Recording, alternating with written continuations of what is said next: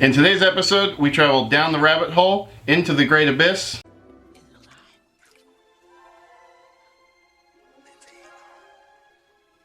Seawater. No, not that one. We're actually going to be breaking into the engine and seeing what went wrong. So let's get started.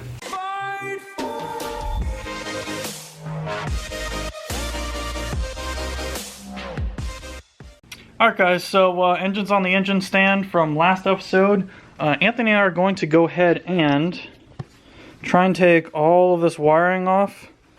Just kind of doing a video real quick just in case I somehow manage to forget where everything goes. So that's the engine. Yeah, we'll go ahead and cue a time lapse right now.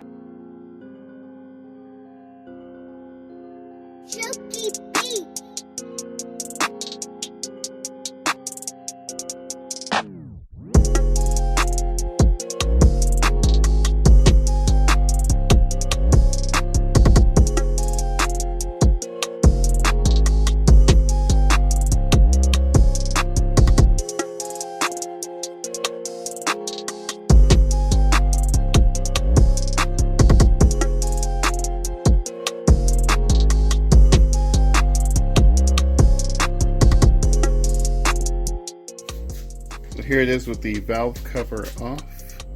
Here's our bad cylinder here. Everything looks okay. So far.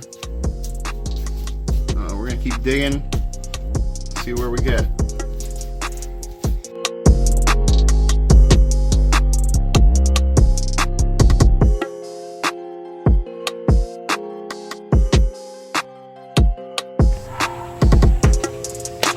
Alright guys, so we're going to go ahead and drain the 8 bazillion quarts of oil that's in the Mustang, so we can go ahead and pull the heads off real quick. So yeah, we'll go ahead and get started with that. 2, 1.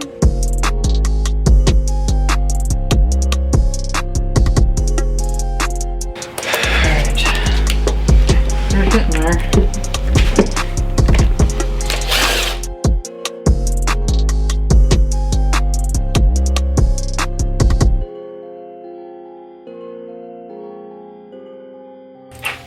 So we're trying this Chrysler pulley puller.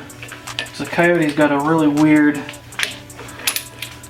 don't know if I can hold all of these at the same time. So what I did, I'm using, because we're not reusing this crank bolt, I put a 1/2 inch socket, whatever size it is, as a spacer so that this part, this flange, is off of the crank pulley, so it has enough to travel outward. So it's got a bunch of travel room. And what I'm going to do is I'm going to use this 3-jaw puller. That's first actually a Chrysler. This wasn't long enough to go all the way in, so I'm going to do it this way, and this should work.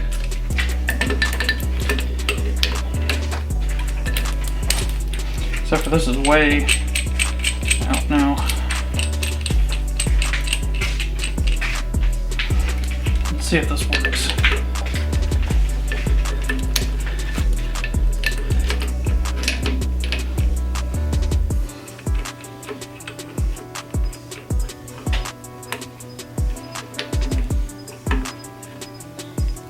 All right.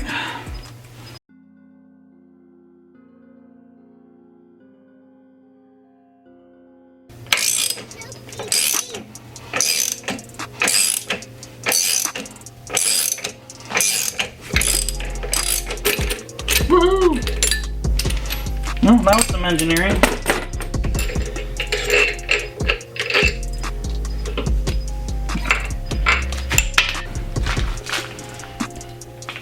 I think, I missed one. That is definitely not a 13, that is a 10. They love doing that. It was the same thing with the front. It was like 10s and 13s mixed.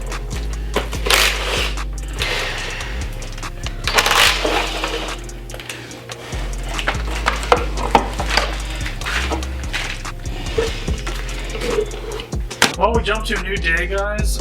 So today we're actually going to take the heads, the timing equipment, all of that off of the engine. We'll finally figure out actually what happened.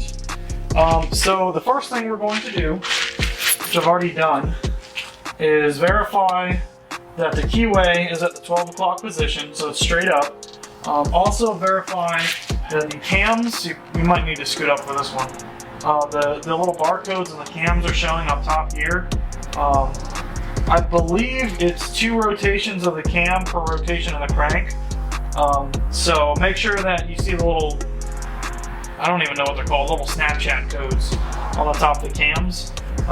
And then you can go ahead and start taking this side of the chains off. The whole point of that is so that it puts the engine, the heads in a way where when you rotate it, you're not going to hit any valves. So yeah, we'll go ahead and start taking off the tensioners. Of course, these are under tension, but what we will do is we'll have it come swing out. Should swing out. Maybe not. There we go.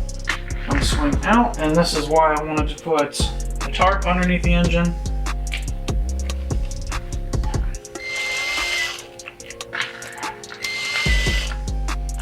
Just because there's oil that goes everywhere. We'll go ahead and, actually I think I'm going to put these bolts in a tray for now.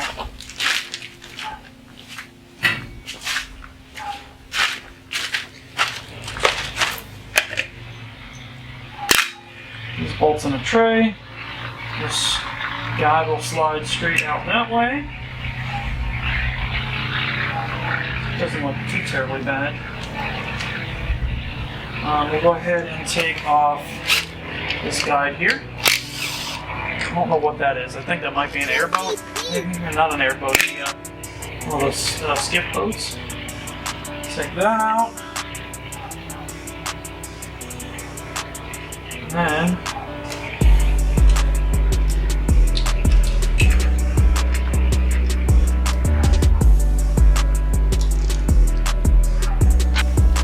alright, so we kind of messed up on the other side, which I didn't realize that you can't pull the head bolts out without pulling the timing or all of the cams and whatnot. So we'll have to take that apart off of the engine, but the timing should be correct to do it. Just sucks that it's not on the engine. So we'll go ahead and do the procedure on this side. So the first thing we have to do is we have to remove these 3 bolts on either of these cam phasers, which is a whole lot more torque than that.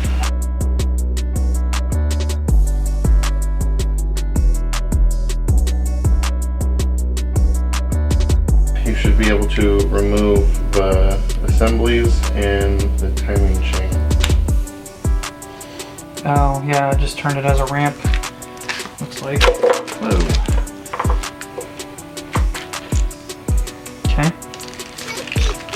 There's oil in there. Alright, so these 2 are the mega caps, and then the following smaller main caps.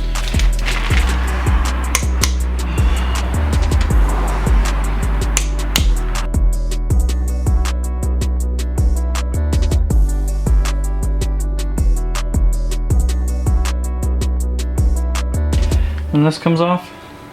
Yeah. It's the main, the mega.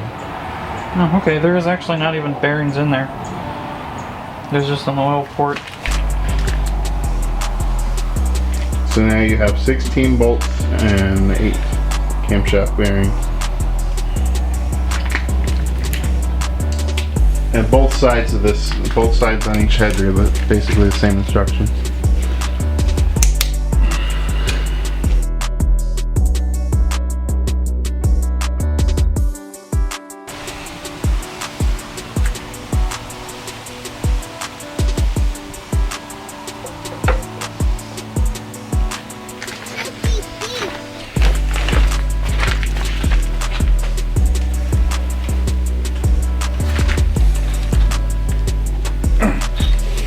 Okay.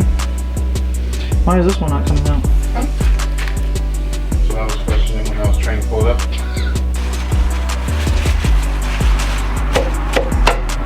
There we go. Stop.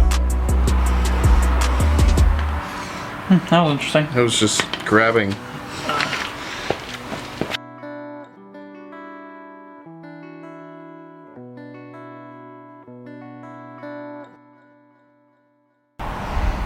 Alright, you should be able to pop that up by yourself, right? Yeah, but we're going to set it. Just down. So I don't want to set it flat on the ground.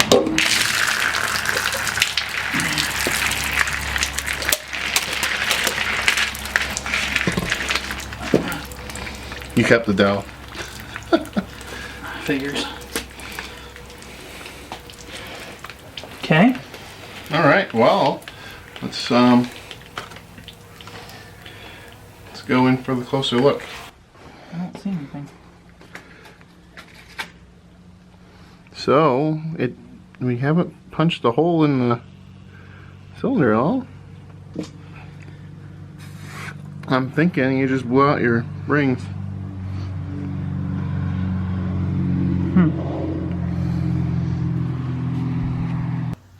Alright, so we got the cams all snug in a box. And then we're going to go ahead and start taking the oil pan off, right? Yep.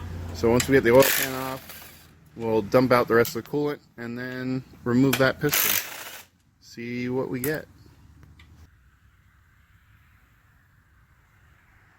Alright guys, so we're going to go ahead and pop off cylinder 8 and pop the piston out and just see what happens, see if there's any rings left. So I'm thinking that's probably it, just for the fact that when we pulled the heads off, all the other cylinders had coolant from when we pulled the heads off, and cylinder 8 was dry, so it probably drained straight through.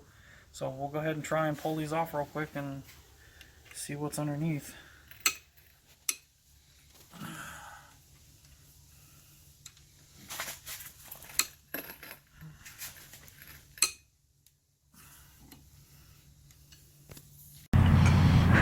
So guys,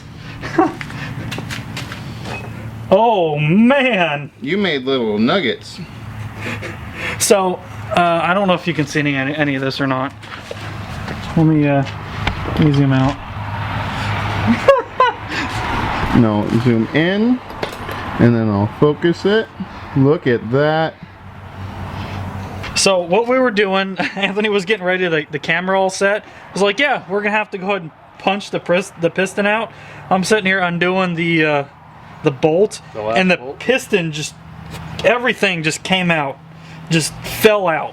Obviously there's no rings to hold it in. So that's insane. Oh my god. Yeah, that whole thing is just gone, just melted. I wish we would have got that on video. Seriously, it's not supposed to look like that.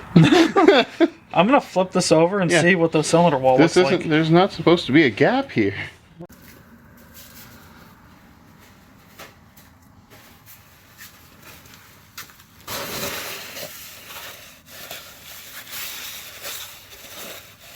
It's so weird. I'm not used to an oil squirter being there. Yeah, you can definitely see the drag marks. But, I mean, it's not bad. Compared to the other piston. Alright guys, well this concludes this episode. We finally figured out what was wrong with the engine. I really wish we got when the piston fell out of the block on video. I wasn't expecting that to happen. I figured we'd have to at least help push it out. But thanks for watching, thanks for subscribing. The next video will probably be us starting the build on a new engine, along with some other aftermarket goodies that we got for it. So thanks for watching guys. Hit the like button below if you like this video. Hit the subscribe button if you haven't already, and we'll see you next time. Bye.